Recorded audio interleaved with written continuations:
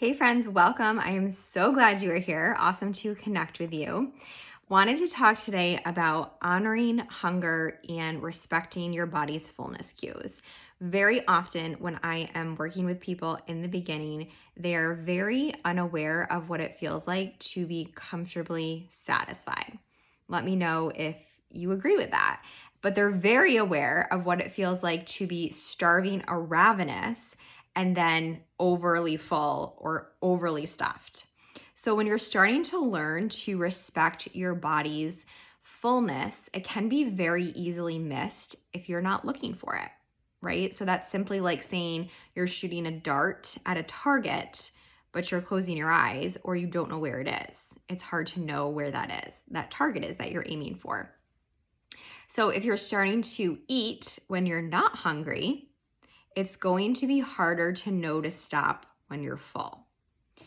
The feeling of comfortable fullness is very individual. It's kind of like explaining how it feels to touch snow or a snowflake, where I can give you like a really good idea of what it is, but it's something that you need to experience at a personal level to understand and know what it feels like in your body, right?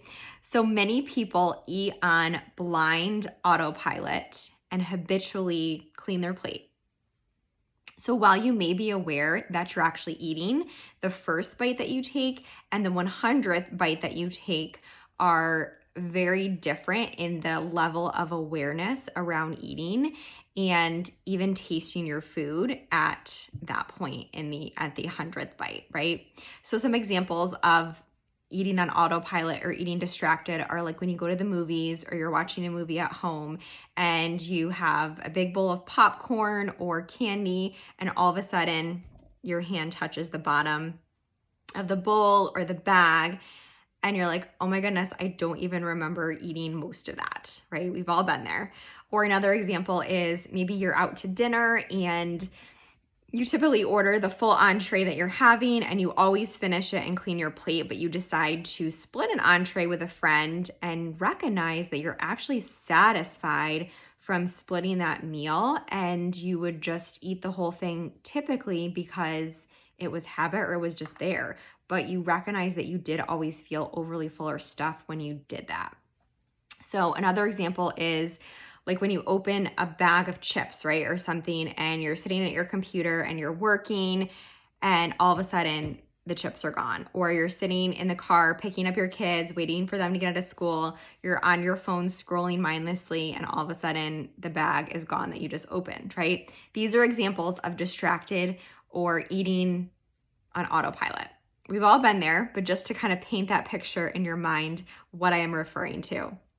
So the initial steps from eating on autopilot to eating more consciously is that conscious eating habit. So some ways that we can get there are starting by trying to pause in the middle of when you are eating. So this is kind of like when athletes or coaches take a time out in the middle of the game to improve their strategy, right? They reflect on what is working well, what we could do differently moving forward. And this doesn't have to be the point where you stop eating your meal completely if this is something that you fear. It's more of a matter of committing to just checking in with yourself and seeing how you feel and checking in with your taste buds. Are you still tasting your food? Are you still enjoying the meal at this point? Or are you just eating because the food is there? If you're truly feeling levels of fullness, you don't enjoy the meal as much, right? Are you still hungry or are you starting to feel those fullness cues? And this can be very hit or miss initially. Just be patient and remember this is a new skill that you're learning to check in with your body more, especially if you've been dieting for a very long time and you've just been told when to eat, when not to eat, what to eat, what not to eat. You're very disconnected with these feelings and it's just going to take time to learn. And the more you start to tune into these hunger cues, the more you're going to honor them. It really works beautifully that way. Another step that can be helpful here is when you finish eating your meal, check in with yourself again. What is your fullness level now? Are you comfortably satisfied? Are you overly satisfied or overly full? And if yes, what could you do differently in the future or next time to stop when you're more at that satisfied level. And part of this process I'm working on with my nutrition clients in their food journaling of a hunger fullness number scale, which can be really helpful in learning this. Again, if this is something that you're not really used to tuning into.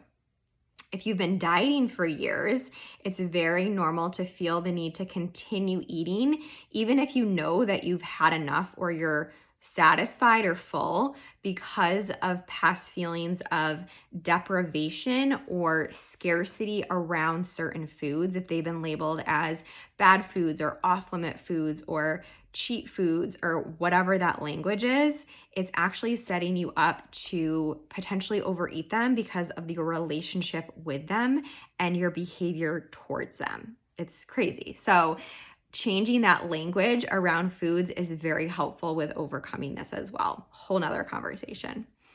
So how to start increasing awareness with meals. Our mind can only be present on one thing at a time.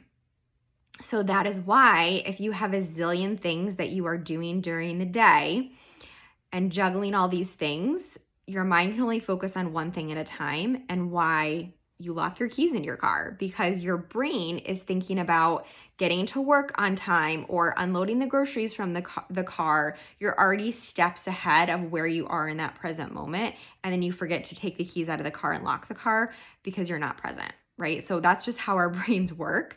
And you are going to get the most out of the eating experience by eating more consciously when possible. I completely understand the culture we live in. This is not the easiest thing to do. And we live in a very fast-paced hustle culture, and it's almost seen as a sense of gratification or achievement when you don't eat and you continue to work and be more productive. But actually, if you stop and eat the meal, you're more satisfied with that experience and you can come back to your work more focused and more productive, genuinely. So it's unfortunate that we've been put to this, expense of ourselves, but it's totally possible to just start repracticing this and just learn to value the eating experience and eating without distraction. So when you eat a meal without being distracted, you're actually able to check in with yourself and stop when you're satisfied and be able to move on, versus if you're like watching TV or talking, you're more likely to not detect those fullness cues. So then you can start to begin to eat in a way that makes you feel satisfied and not deprived. And this is how you can lose weight and not count calories, when you start to check in with your body and recognize those fullness cues. It's a beautiful thing.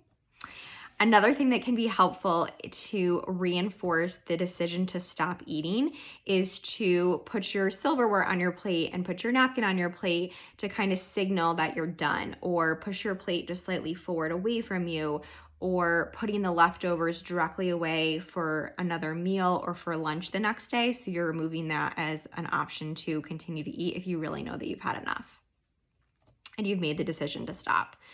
And then the third thing from being more aware of meals is to defend yourself from obligatory eating, right? This is the most challenging piece because this is the social aspect of things, right? And practicing saying no, thank you is the most powerful tool that you have, because when you have confidence around your choices, people will respect that. It's when you're like wishy-washy or, not really decisive in what your values are and what you're deciding, that people will continue to push you. So this is hard, I recognize, and something that we just have to practice and learn and keep putting in the reps, essentially. But examples are like when you're at a cocktail party and they're passing around food and drinks, it's way easier to keep saying, sure, I'll have that. Yeah, I'll have that, than saying, no a million times. So I get that. Or like if you're attending, this is the big one, attending a party with food pushers, people that with good intention are pushing food or pushing drinks or continuing to, offer you things even though that that you've had enough. And this is about really just being clear in your own goals and expectations. Honestly, with this situation, it's really their issues that they're portraying onto you around. Maybe they need that sense of value from the food that they've made, or it's just like a cultural thing too of like, food is a sense of taking care of the person, and you can compliment them and be so grateful. Thank you so much for this amazing meal. It was delicious. I've had enough. I would love to take some leftovers home with me. I would love to have the recipe. All those things show that you appreciate genuinely what they've done and you value that, but you can also say, no, thank you. Just remember that you are ultimately in charge of how much you eat or drink. And when you come from a place of respect from your body and your fullness cues, it is so much easier to navigate. And just changing the language to not saying that you're depriving yourself or you're being rude or you should feel guilty. It's you're respecting your body and you're confident in your choices. Is that simple? Really. Huge piece I'm practicing and navigating with my nutrition clients, and something that we all experience at a social level. So would love to help you navigate this more if you have any questions, and check out more videos related to this. I can talk more about the emotional eating side of this or what happens when you do overeat. There's so many other directions we can go. So let me know if this was helpful. I always love hearing from you, and I'll catch you soon.